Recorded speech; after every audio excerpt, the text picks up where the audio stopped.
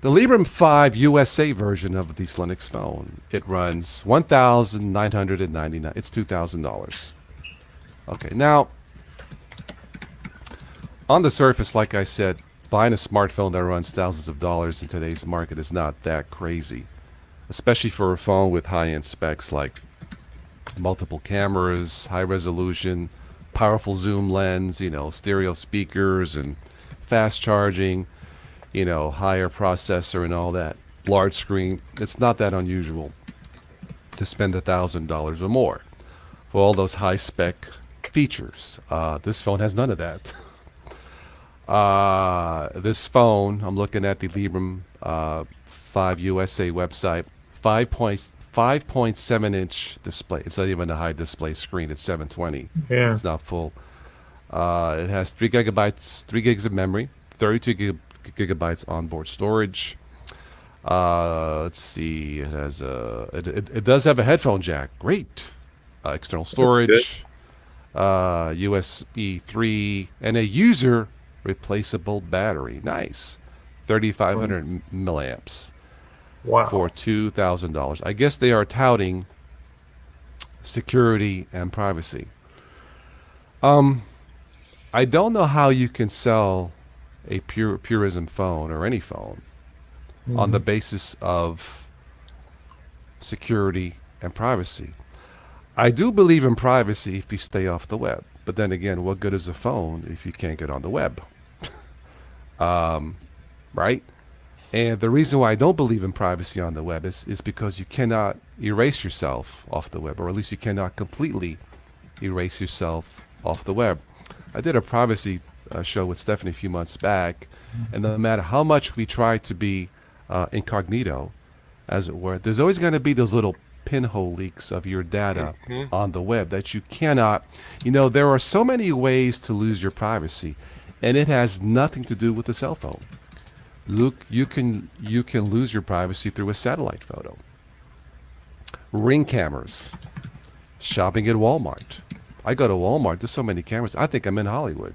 I saw Tom Cruise last week walk in. Hey, man, there's bananas on sale, 10 cents a pound, No, but, driver's license photos, passports, tollways. Now they take a picture of you in your car to pay the toll. So there are so many ways to lose your privacy that you have no control that has nothing to do with your cell phone. Now you add your cell phone. Hello. So to sell this phone on privacy, let's get real. Now they are touting security. I guess they have some kill switches. That's what they're calling it, for greater security and privacy. Okay, well, I'll buy that. But is that enough? So to tout a security-minded phone and a privacy-minded phone, for what it's worth, to sell a product like this, you can't sell it by the specs. They're not. These are $200 phone specs. That's what I see. But to sell it strictly on security and privacy, is it enough? That being said, I have to defend it. As ridiculous as it sounds, I have to defend it because it is a Linux-based phone. And the main thing about Linux is having a choice. And solely because of that, as a Windows and Linux user, I have to defend that phone because it is a choice. It's not my choice, but it is a choice. And if you would like to have a Linux-based phone, if you don't like Android, you don't like Apple, yes, you can buy, what I'm sure will be a nice, reliable Linux-based phone, high-end phone, if you want to call it high-end, for $2,000 as a choice. And on that regard, I have to defend the product. I'll never buy one like that personally, but I have to defend it. Steve, what do you think? It just, if the hardware is not worth it, where they get off wanting to charge $2,000 for, especially entry level, pretty much, right? And they're not even close to being 100% with. Well, this one I think is made in the USA. Now the other one that is not made is what, $700, if I'm not mistaken. But still. And then they have production problems.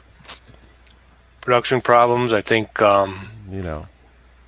have they been not forthright in a lot of their issues they had, and not transparent. I have no way of proving it, but that's what I have heard. They raised, I don't know about the USA version, but the other version, that organization, they raised $1.5 million to get the thing funded. I'm thinking about it, and I'm like, can you even pay your lawyers and employees with just 1.5? That sounds like a lot, but it's not when you think about it. If you want to hire the best engineers, consultants, and lawyers, you need at least that much, don't you? Yeah. Just to pay them what they're worth, right? You want to pay the people what they're worth to start off this thing with a bang, as it were.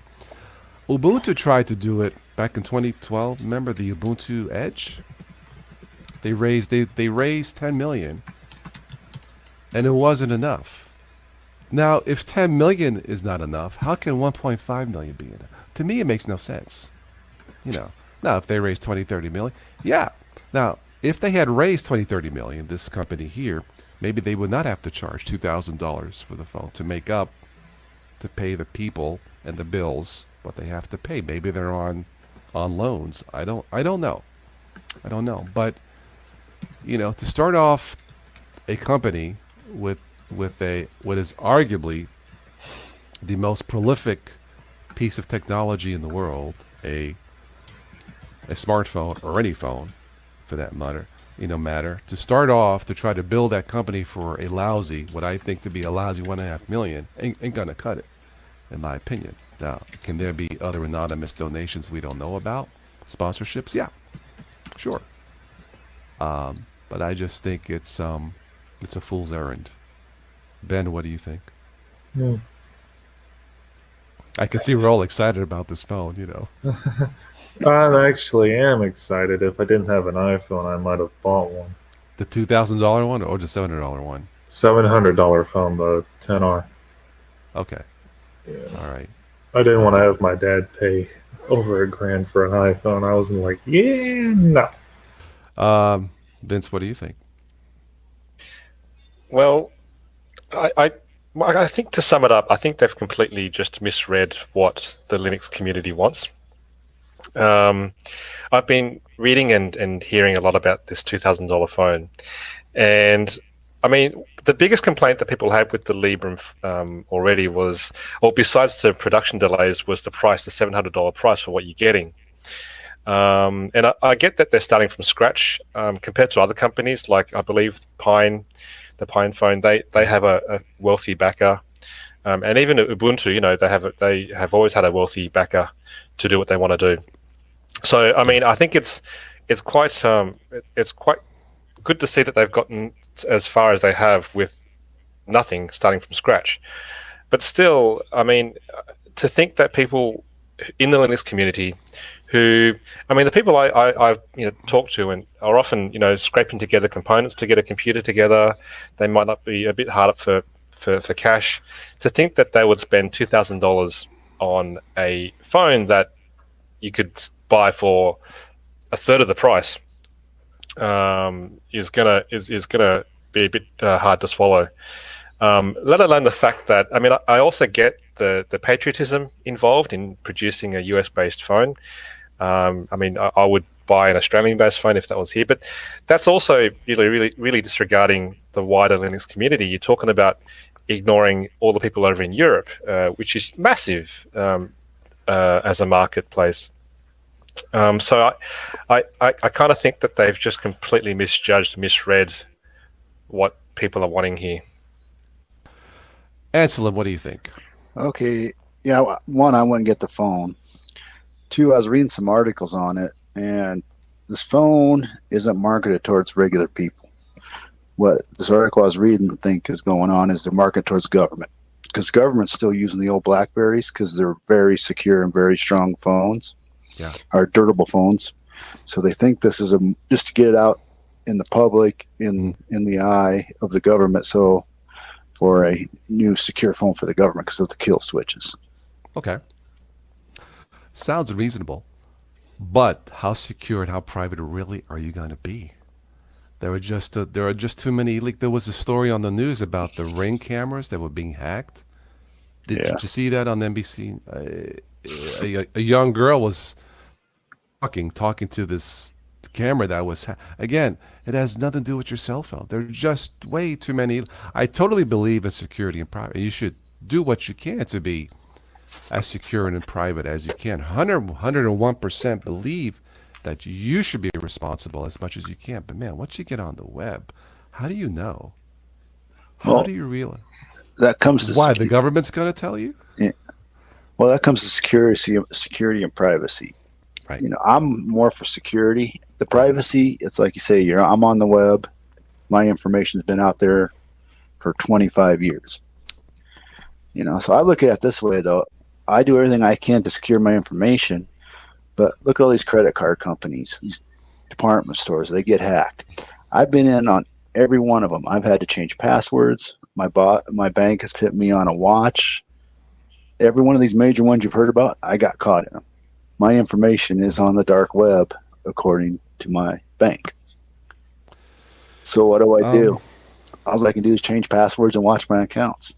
20-some years ago, plus years when I first jumped on the web, I sent my first email. Ooh, I got email, Ooh, I can play game. Ooh, I can download this and that, And it was great. Search the web, search Google, and search Yahoo. Now here we are years later. Wait a minute. Are we searching the web or is the web searching us?